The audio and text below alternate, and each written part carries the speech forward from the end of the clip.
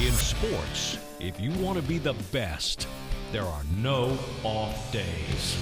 Welcome into the Nod Pod, the No Off Days podcast. I'm Scott Smith. Chris Cato to my left. BK is in the booth. We've got a big show, man. I know. I'm excited about this. I'm excited about our guest. I'm excited about the topics that we're going to discuss because we had a major story happening in the sports world locally here, but it impacts all over Major League Baseball. But I first have to establish what I had for dinner tonight. Most Chris. importantly, yeah. Have you had the Chick-fil-A pimento cheese sandwich? No, and I won't. What? I don't like pimento cheese. I haven't even pitched it yet. I don't like pimento cheese. Well, it wasn't like a ton of it. There's nothing you could say that would make me try it. Do you like cheese? I do. Okay, what's wrong with the pimento cheese? I just don't like the texture. I'm a texture guy. Oh, man. The chicken sandwich is perfect. Why do they put these things on it? Yeah. I don't need that. I don't know. It was phenomenal. I just got to say it right out of the gates. I wasn't planning on starting the podcast with what I just ate, but it's so good that I just felt like I have to repeat it. And Chick-fil-A's not even paying for that. So, but yeah. In addition to that, we've got some college football to get to. But I'm glad that you're here. I thought last week was a little bit. I was wondering if you're going to come back in on the weekend to face the music after kind of how that your team looked against USF and Ray J. When a win is a loss, right? That's how you. Well, there's questions. There's some big questions. Maybe we'll get into that in a minute. Yeah, sure. I'm ready. I've got answers. I'm waiting for Saban to call me because I've got answers. All right, let's bring in BK. You guys were both there. Did you guys hang out? Did you tailgate together? Did you high five each other in the parking lot at least? There was so many people there. I never got to meet him. I did walk down toward his section at one point, but I think that was right before the monsoon hit. And yeah, where'd you guys go for the monsoon? We tried to sit in our seats and not leave, even though they were saying get out of your seats. But we thought this is going to end any time now. You could look over in one part of the horizon and see blue sky. And I said, I'm not getting out of these seats that I paid good money for, even though I was drenched. We were with a group of 4. 3 of them had ponchos on. I did not have a poncho because I shredded mine like a Wolverine when I was trying to put it on.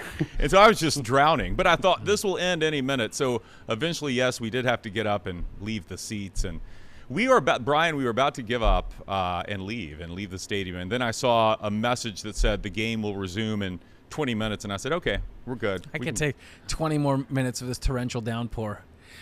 Watching it on TV, though, I know once you guys got back to your seats and, though you never left and the game resumed, they still didn't have the camera guys. So, ABC's coverage of it was, using just still shots and, way zoomed out. It was awful. It was so painful to watch. And I'm like, why is everybody's back? Except the camera operators. That actually made me feel better because usually when I do watch a game in person, I'm thinking, man, I should have just watched this at home because I could see the replays so much better. But then I had friends texting me during the game saying, hey, can you tell me which quarterback does it look like is going in? Because we're just getting a wide shot here. The all 22 from the end zone. I'm like, what? This is impossible to watch. Anyway. Yeah. But did you enjoy yourself, BK, at the game?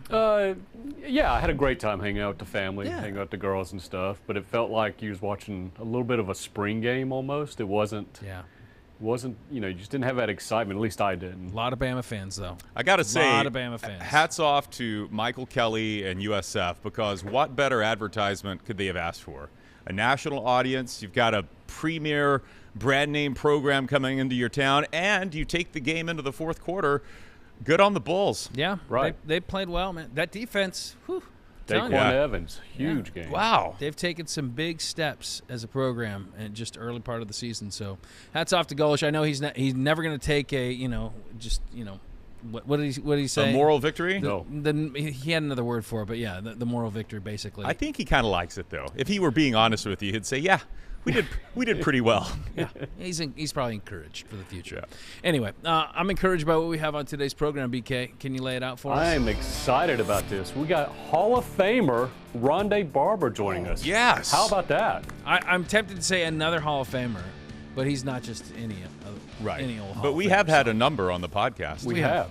Is there? Do we know? Have we been nominated for the Podcast Hall of Fame yet? Well, last week was episode 50. I think the entry requirement is at least 51. So okay, we'll see how today goes.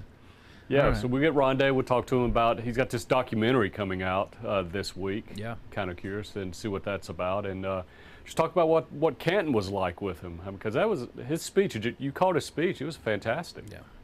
He's pretty gifted in many things, and he's a gifted orator, great at football. Right. Pretty good golfer too, man. Yeah. All right, very good. And at the end of the show. End of the show, since kind of keeping with the Ronde theme and his brother Tiki. Wait, he has a brother? Yes. Who's actually nominated for a Hall of Fame this week too. That's He's awesome. won a semifinal. So anyway. Oh. Yeah. I'm gonna talk about just start thinking about famous twins. Not necessarily human twins, maybe just twin objects, twin, things like that. So I want your top 3 list. You got the whole show to think about it. Give me your top 3 twins that you can come up with. Top 3 twins. Those would be triplets, wouldn't it? It would be, but top 2 twins wouldn't last long enough. So we need some time killer. Okay. All right. Would that work? You Very think good. that work? I love it. I love it. Cool. Sounds good. Thanks, guys. I'm gonna have to start thinking now. I can't even think of another set of twins. Think in pairs. That's my advice very to you. Good. All right. If you are listening and you want to watch, go to fox13news.com/nodpod. If you're watching and you want to listen or subscribe, take out your phone, zap the QR code on the screen in the bottom right-hand corner, and there you can find all of our shows. Kind of like a pimento chicken sandwich. It's this podcast is perfectly crispy.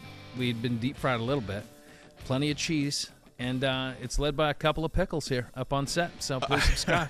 fox13news.com/nodpod. All right, so the big stadium news coming down today that the Rays are indeed moving forward on a plan at long last to rebuild essentially on what is right around the corner from their existing Tropicana Field site down there at the historic gas plant district in St. Pete. But that's they're staying there. They're not going across the bay. They're not going to Nashville or wherever. They're not going up to Montreal. They're actually going to stay where they are right now, and it's going to be a 1.3 billion state-of-the-art stadium, 30,000 attendance, so it's going to be kind of like a boutique, which I think is the wave of the future, right. Probably, away from these giant capacity stadiums, a little bit more intimate. You got a pavilion roof, you got artificial turf, which is not ideal, but we get it. You got operable windows and walls that will open up for the 2 games a year that you can do that. Sliding patio door. So, I mean, you saw the renderings. Yes. Are you jacked? I'd be jacked if I were the artist that had to do all these renderings. That guy made some money. I'm jacked. It looks awesome. It's state of the art. Now, these things always don't end up looking exactly like the renderings, and cost cutting sometimes comes into the picture when the budget balloons. But yeah, how could you not be excited? And for people that are listening to this that don't live in this area, they may not know how long this saga has dragged out over the years. Better part of 2 decades. Yeah. And it's been there have been so many stop and starts and so many, we think we've got a deal, but there was never a financing plan. And I think that's what is different this time, right? Is there's actually commitment from the county, Pinellas County, and the city of St. Petersburg, and the Rays have decided on how they're going to split up all this financing. Now, here's what I want to ask you. You having been at the announcement today and having been kind of deep in on this, I've heard a lot of I worry about doing the home run trot before the ball's out of the park. Of course. Okay, so because you've been here for 5 minutes. Yeah. Right. Well, I've heard some people like the Rays president Brian Auld couch things like this, quote, "We're pretty confident we're going to see this thing through and we're going to get the votes we need." And so that's the part of the process that's ahead of us, right? Is the plan has to be voted on. Pinellas County Commission and the city of St. Petersburg, their councils, in other words, politicians, have to make a vote on this thing and pass this. So how do you process that? Do you feel like this is done? No, I would not say it's done. In fact, I've kind of pushed back a little bit. I mean, I don't want to nanny poo-poo the whole thing. It's a big day. This is a triumphant day. It did feel like it was a victory parade in St. Pete today. But you got the money, you got the vote, right? So these are things that I think we're still kind of early on in the process. We just kind of have the big picture sketched out. Like, hey, Pinellas County is going to come up with $600 million. The Rays are going to come up with the $700+ million that it's going to take to finish it. But again, there's all kinds of things in terms of how does the financing work? What control does the Rays organization have over the retail and the kind of the the taxes and all that. How are the reimbursements being made here? So I think there are still some major questions, plenty of areas that I think could result in a hang-up. I hope that's not the case. I hope they can move forward on this. But what I thought was pretty obvious when I was there today was there was no discussion of the greater Tampa Bay area. You know, and that's where this is Tampa Bay's team. It was a lot of what it means to St. Pete, kind of the history of that area, what it's going to do for the economy in St. Pete, and everybody was very excited about St. Pete, and obviously that's where the team would be located. But this is Tampa Bay's team, and the main reason that a lot of people say you got to move it to Hillsborough is because it's more centrally located so that it appeals to more of your base Rays fans. They can get to it, and they talk about a destination. So, yeah, by the looks of that, man, I mean, that's 86 million acres or whatever it is. You know? 86 acres, yeah. 86 acres. You got housing on there. You got residential shopping, units. restaurants. You got everything you need. But the issue with baseball is not just creating a destination. Like, you have to be able to pull in midweek baseball attendees. Yes. There's 81 home games. So you have to be able to consistently bring people through those turnstiles on a Wednesday night, on a Tuesday night, you know, and that's 6:40 in the afternoon. I'm telling you, there is I think there's a perceived mental block when it comes to the distance of St. Pete for many people. Not that it's that difficult, not that it's that far. It's certainly, you know, it's not several hours for most people, but there is this idea of a kind of this perceived block of that is just a difficult run. I don't want to have to be coming back at night. I don't want to have to find parking. I don't want to have to do all that. And if it were downtown or somewhere centrally located, maybe people wouldn't have that mental hurdle. That's where like perception is reality a little bit, right? Yeah.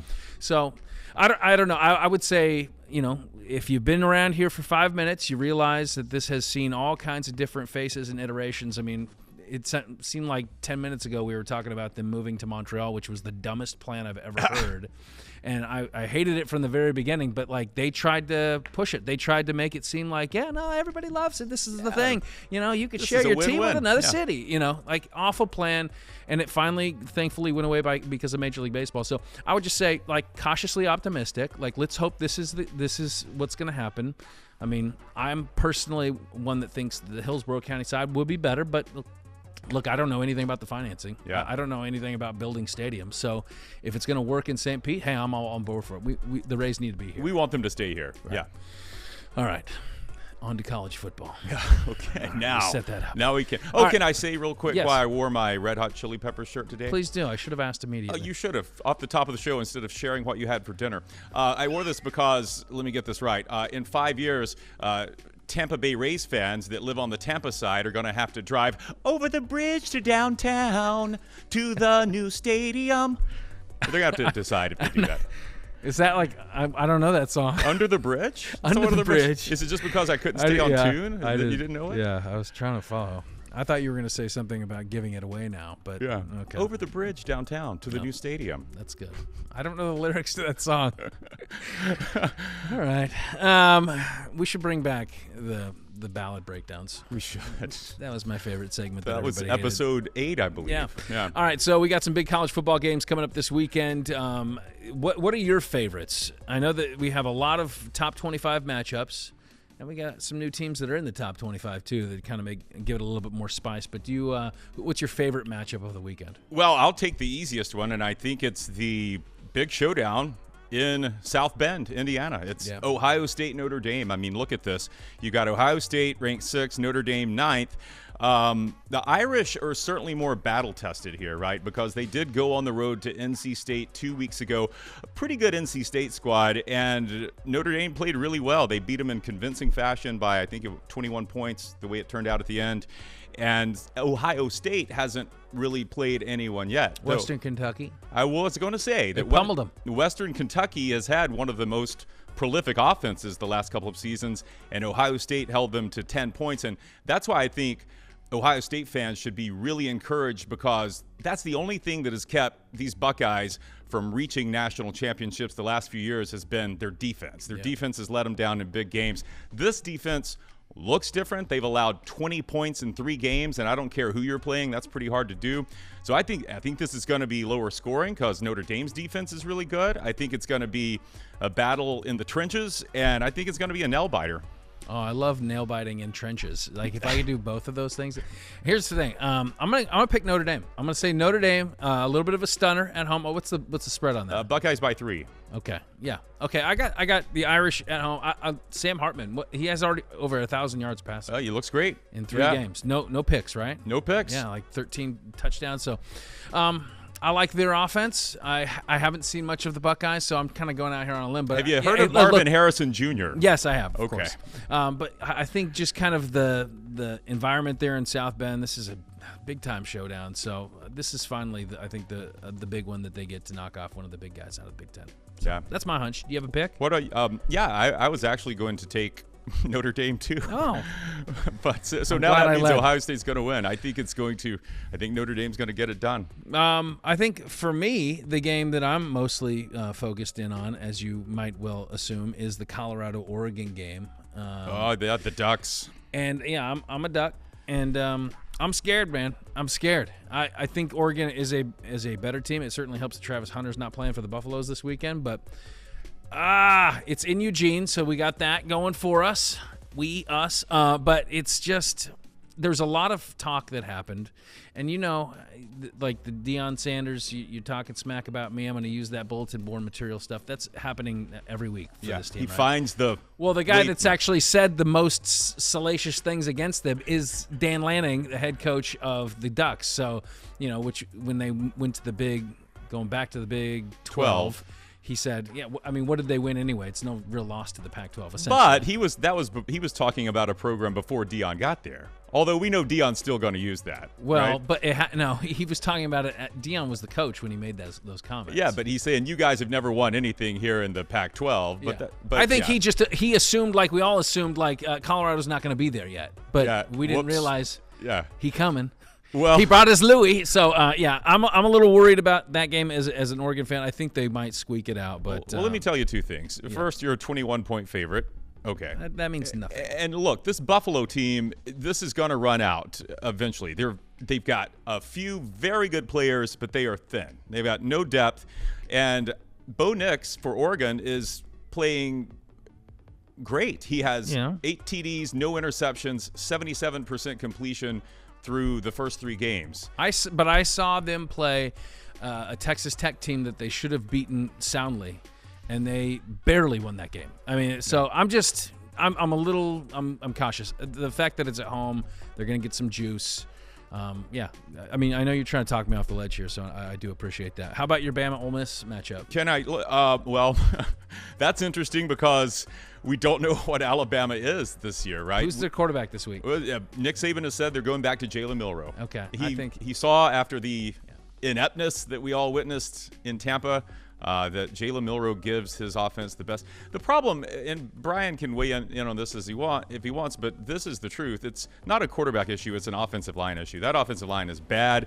These guys, we heard all preseason, this is going to be one of Saban's best O-lines ever. They're all way over 3,000 pounds. They can't move. They're 3,000 pounds. They're out of sync. And when you've got, and no offense to the Bulls, scrappy program, but when you've got South Florida living in your backfield, 5 sacks, 8 tackles for loss, you got problems. Yeah. Like it happened against Texas, and we just said, well, Texas has a really good front 7. Well, then it happens again against USF. So that's why Milroe gives you the best chance to win because he can get out there. The scheme. Yeah. So, Lane Kiffin comes to town. Let me give you one that I'm looking forward to. On Fox, Saturday, 7 p.m., I call it the Tupac championship game. The Pac-2 championship game. Yeah. This is Washington State and Oregon State, the two orphans that were left. It's next year's championship. This is it. And so for a chance to get into the 12-team playoff. But remember, yes, the Beavers are going to save the Pac-12. But I'm serious, and these are 2 good teams. Yeah. And this is going to be a good game. Oregon State, Washington State. I don't know that we said that yet, but yeah. But it's in Pullman. Yeah. Oregon State's look really good, and I don't want to pick against that's your playoff. That's my Beavs. Darling. Yeah. But crazy things happen in Pullman, man. They do. So. And that Cam Ward, Washington State, has really good quarterback. Yeah. I didn't give my my Ole Miss Alabama prediction. Okay, go ahead. I think Bama's going to crush them. I think they are. I feel like there was a little bit of mad scientisting going on last week with Alabama and using the quarterbacks to try to figure out like what they have and who they are. I think if they had started Milroe in that game, I think they probably would have beat them pretty soundly. That's just my hunch. I hope you're right. I'm not going to pick that one. And it's in Tuscaloosa. Come on. It ain't happening. Yeah. Anyway. Just the same place the Texas game was. Yeah, you got any more? How about Florida State Clemson? It should be. I mean, Clemson's just kind of that could be why it's even more. Have your guard up because Clemson's kind of quietly. They're 2-1. They obviously have the tough loss, but I mean, this is huge for Florida State. I think they'll be up for it, but it's on the road, and winning in that environment, they're going to be jacked and looking to knock off one of the top 5 teams in the country. So. It's going to be good. It's going to be a tough one. I think it's going to be close. But Jordan Travis, how healthy is he? A little bit of an arm injury this last week. I don't think Mike Norvell's too worried about it. But I think that they're going to have both teams are going to be at full attention. I think they best they got because I think Florida State. It doesn't matter if you hold on to all these ideas of what you're going to be as far as a playoff team if you can't beat the team that has been holding down your conference. You got to go through Clemson, and this is the weekend to do that. So, yeah, exciting stuff. Can we mention real quick? When you were in college, what kind of car did you drive? An '86 Nissan pickup. Okay, I think I drove a '82 Toyota Tercel. Oh, I remember the Tercel. Yeah, it was lime green. Oh, yeah, stick shift. I bet that thing certainly good. Wasn't a Rolls Royce. What is it? What is Shedeur Sanders driving? No, he wants to drive a Rolls-Royce Cullinan. Yeah. Yeah. Tom Brady was asked about his I mean, they have like this friendship, like this, Yeah, they have a Tom Brady is like the mentor of Shedeur Sanders. Right. As we've come to find out. He was on the Let's Go podcast, and so that he asked, Dion asked Tom, hey, would you let your kid drive a Rolls Royce? Would you give him one as a gift? And Tom said he needs to spend time in the film room. That's what he needs to do. So, like, given the hard lessons, I like that about Tom. More film, less cars, right? But Tom Brady probably drives. He's probably got a couple of those Rolls Royce. Well, Shedeur did point that out that he's seen Brady driving one, but Brady said that was a rental. Pretty cool that Tom has taken Shedeur under his wing, and Shedeur mentioned that these are things he's heard from his dad too. But when you hear it from someone like Tom Brady, it means a little more. I feel like Shedeur is spoiled in many ways, and spoiled in mentors is probably. He's like, I wish I had someone that was like a Hall of Famer that could kind of speak into my life and give me some guidance. How about Tom Brady, the greatest quarterback of all time? Not my dad, right? But get him on text for me, exactly. Dad. And speaking of him possibly being spoiled, he wanted this Rolls Royce, but he has been seen driving a Mercedes Maybach. So so that's probably bad, right? Better, slightly better than a Tercel. Gosh.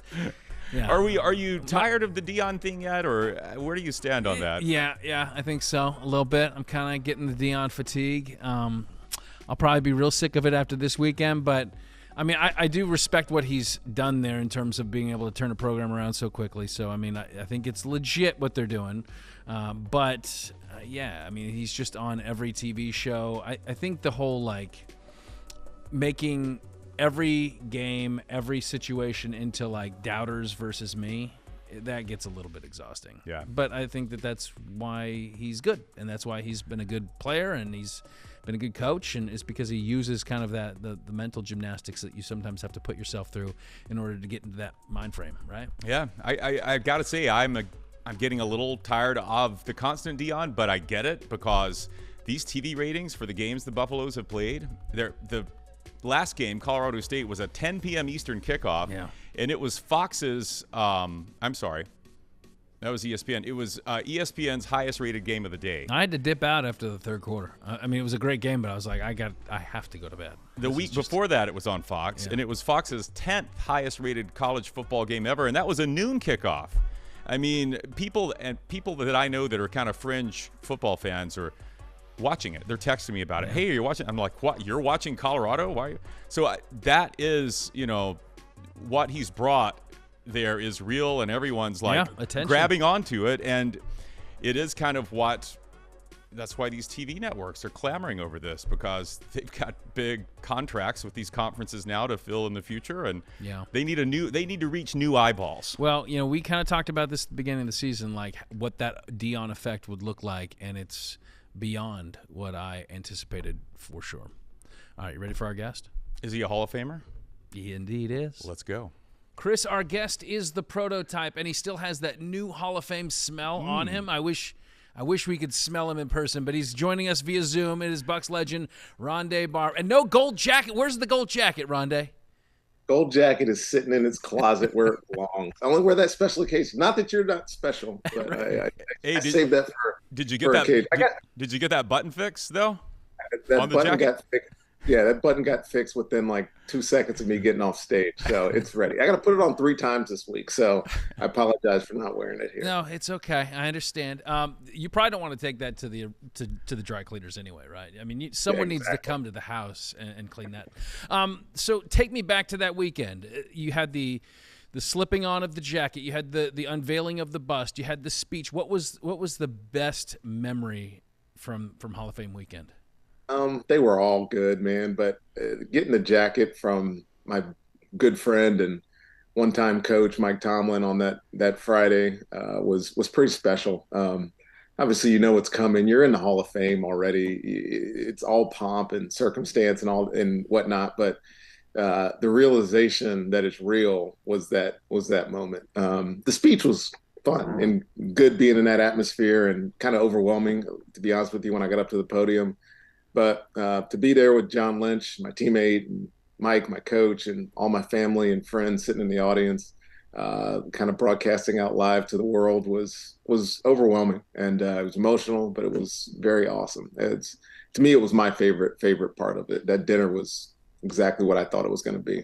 Well, your speech was fantastic and long overdue, and congratulations. Let me ask you about the bust. I mean, wow, what a great job they did in making sure that you didn't look like Tiki or vice versa. They captured every nuance. What is the bust process? Do they come to your home and take a mold of your head, or do you send off? How does that work? It's a longer process than you might imagine. So on Sizing Saturday, which is during Super Bowl week, before honors, or I guess the day after honors, before the Super Bowl, you go and sit down with the bus makers. Guy Blair was mine. There's 2 bus makers. I was working with Blair Buswell, and he sits down, puts a bunch of calipers around your head, and gets initial measurements. And obviously, he works off pictures and old and new, because he wants to kind of get you in the frame of your playing career. I'm obviously 12 years removed from that. And then about 4 months later, he invites you out to Utah, where he lives, and you go to his studio and you sit down for 2 days. I sat down for 2 days, about 8 hours total.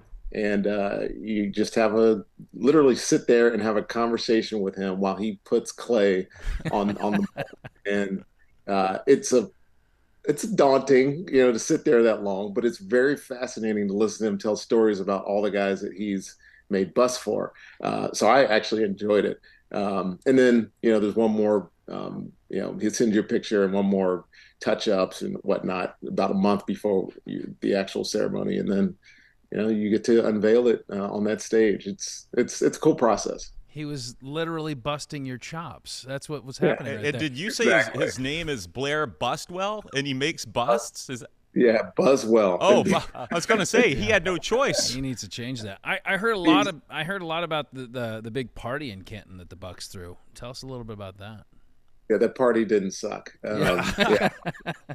My wife and a lady from the Bucs helped her, but 450 people, trying to put on a party for 450 people is like it's like doing a wedding times 3. At least our wedding was only 120 people. But yeah, we had 2 performers, rented out this place in Canton. It's at Gervasi Winery. We rented out the distillery, which is where they still their whiskey. Nice. And we had a tent set up out back. It was a beautiful setting. Our party planner that lives in Canton helped put it on, and had a great setting, had a stage set up outside. We had Russ perform, and then followed by CeeLo Green. Oh. And it was as entertaining and wild as you might expect. I think everybody intended to leave around 1, and everybody left around 3 a.m. That's a good so party. it was a good party. Yeah. Good. So now you've got a documentary, Prototype, and it's a Wednesday premiere at the iconic Tampa Theater downtown. Have you seen the full thing? Did you get final approval on what was going to go out? I did not, but my wife did. She got a chance, and my daughter actually got a chance to preview it and see it. And I'm not sure if they saw the whole thing, but they've seen the majority of it. And Stephen Lynch, who works for the Bucs, who I've done a lot of work with over the years, all the sort of promotions that we've done during the playoffs. He and I won an Emmy for the hype video before the Philadelphia playoff game, a local Emmy before the Philadelphia playoff game a couple of years ago. He's a good friend, and I allowed him. He'll appreciate me saying this. I allowed him to follow me for basically the whole process of this, from getting. Once I got my knock, from that moment on, any important event or anything related to the hall, he was there with his camera, and he does a great job. It's going to look stylized. It's going to give me give y'all or everybody who watches it a real good indication of the process, first of all. But then he took time to go back to my hometown in Roanoke. He went to Charlottesville, talked to some coaches, some ex-players and teammates of mine, a lot of my family, some of my friends, and put together a pretty heck of a documentary. What was unique, why you were the prototype at the nickel corner position, and kind of the ground you were able to lay for other guys that came before you. It almost, it would have been nice if they did this documentary a couple years ago. You would have been a first ballot. People would have appreciated all that you did earlier on in the process. But man, what a cool to know that you have the guys that know you best sit there and just talk about what you meant to them, to the team, to the game of football, to the position. I mean, that's got to give you some warm feelings inside. Yeah, that's. I told him. I asked him today. Actually, I was at $1, and I asked him today. I was like, "So are you worried? Is it good?" And he's like, he looked at me and he's like, "It's not good. It's great." I was like, "Okay, you say that to me because it's about me." But yeah. I'm really excited, and I know that a lot of my guys, ex-teammates like Warren and Brooks and Lynch and a few others, got a chance to be a part of it, and I'm looking forward to hearing what they have to say. I mean, when I sat down with them at the stadium, and he and I just by ourselves sitting in the locker room, there's a portion of it. We sat in there for 3.5 hours, and it was basically him asking me questions, and I'll give him credit for digging in and finding doing all this research. But 3.5 hours of talking about my life and career, and I think he captured it pretty well. He's really good at what he does. Well, you're still around the team, obviously, still in the Tampa area. What about those Bucs right now as we sit here and tape this 2-0? You got to like how this defense is looking. Oh, how can you not? I mean, we knew, at least I thought, that this team was going to be better than what their expectations were. They still have a very talented roster. There's no doubt about it, especially on defense. Starts up front with Vita and Shaq Barrett being back. He's fully back, by the way. He looked amazing in this game in Chicago. Joe Tryon, Shoyinka is playing well. And I tell you, Levante David and Devin White look like they should look. They are playing as good as any linebacker duo in the league right now. And then you had Antoine Winfield, who's been impactful, very impactful in his first 2 games. And then Christian Izien, I was joking. I did a film session today about the Bucs, and I was like, I'm not ready to talk about Christian Izien, but he's got 2 interceptions in his first 2 games. It's getting close. Yeah, right. He might be getting some of my praise, but and then Baker's being Baker. I mean, people, I think, kind of neglected the type of gamer that Baker is. I remember it, and I've spent some time with him, and he loves the style of play that this offense is giving him. And Dave's Canales is really doing a good job, bringing it out at him. He's made some amazing plays. I mean, that diving 5-yard completion or whatever it was the other day was it should be a highlight, and not enough people are talking about how well he's playing. Yeah, and I don't know how much we should be surprised by it given where Dave Canales came from, but they do remind me a little bit of the Seahawks and what they were able to do last year, simply by, honestly taking care of the football. I mean, how much of a difference it can make for time of possession and what your offense is able to accomplish and keep your defense fresh when you just take care of the football. Right, that and the offensive line has only allowed 1 sack. I mean, a lot of that's because of the creativity that Baker's bringing to the position. But they focused on running the football, even if it's not producing huge numbers. It sets up everything else in their offense.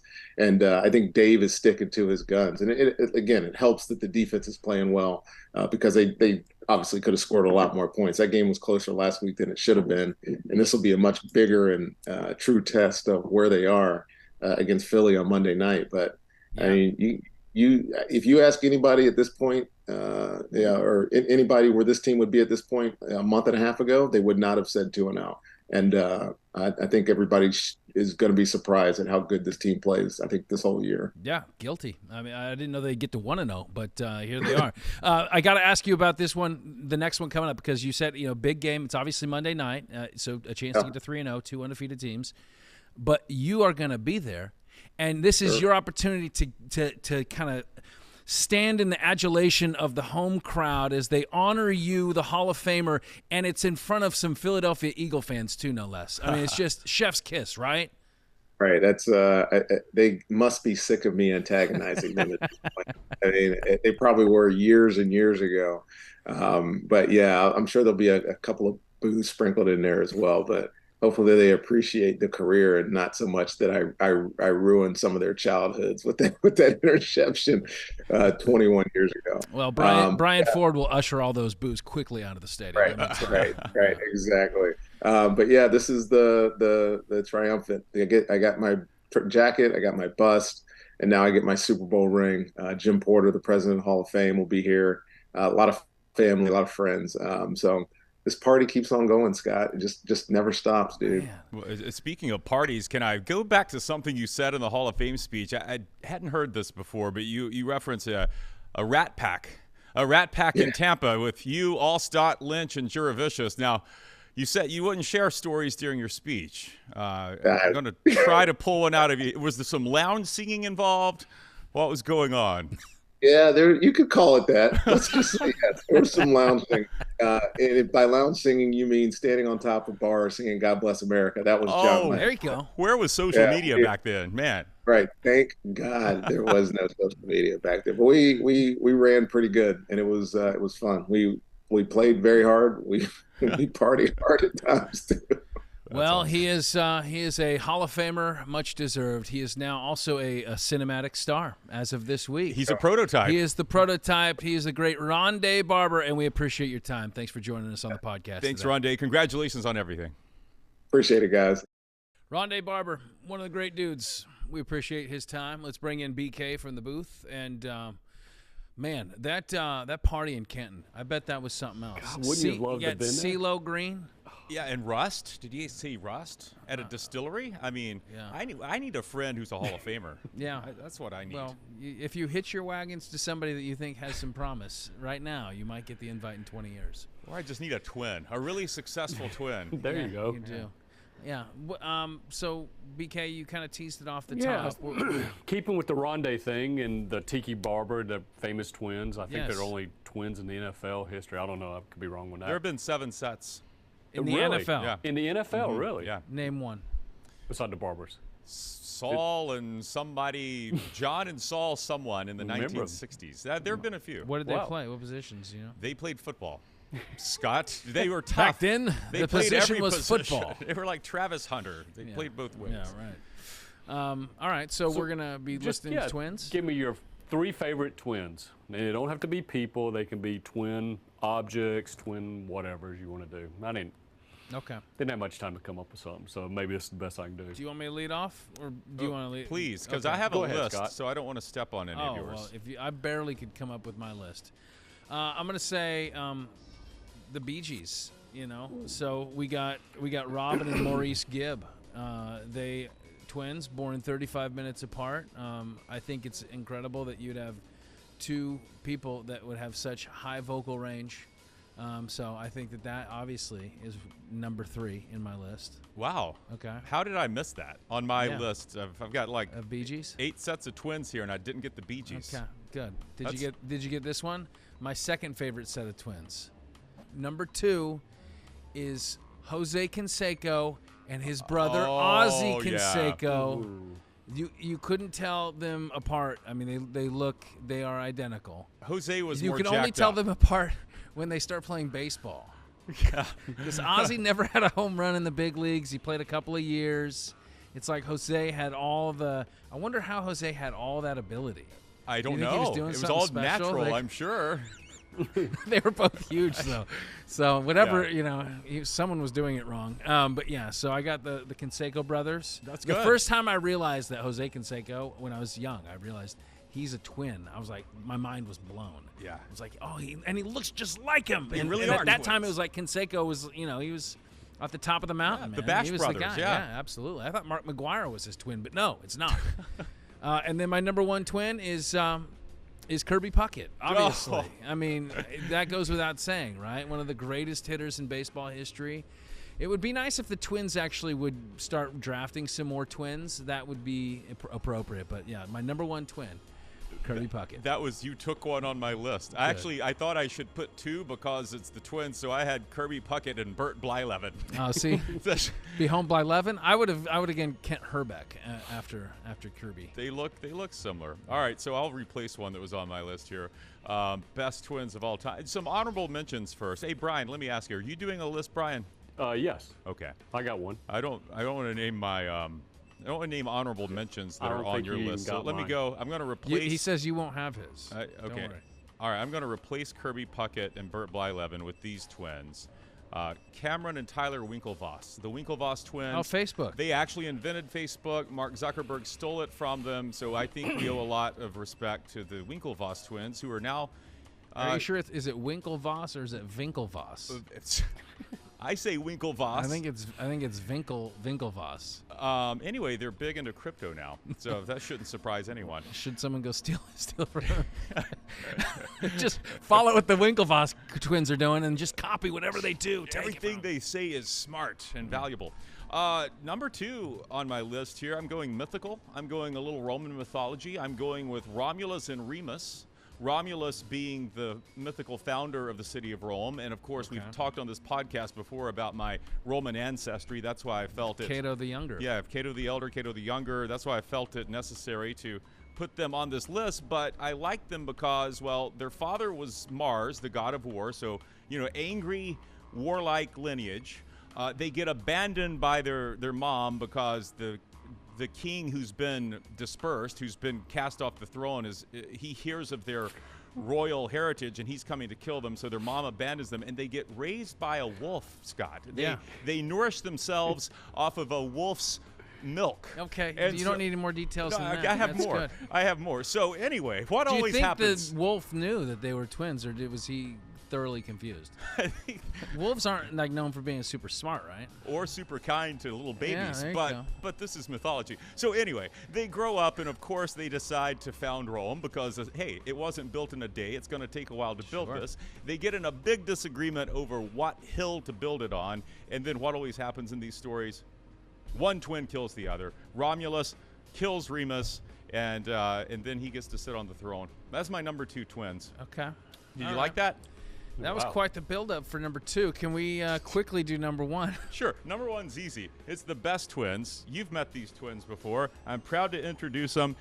It is a Twix bar. Hey! The perfect twins, the best twins ever made. They are identical, and we get to share one now as we listen to Brian's list.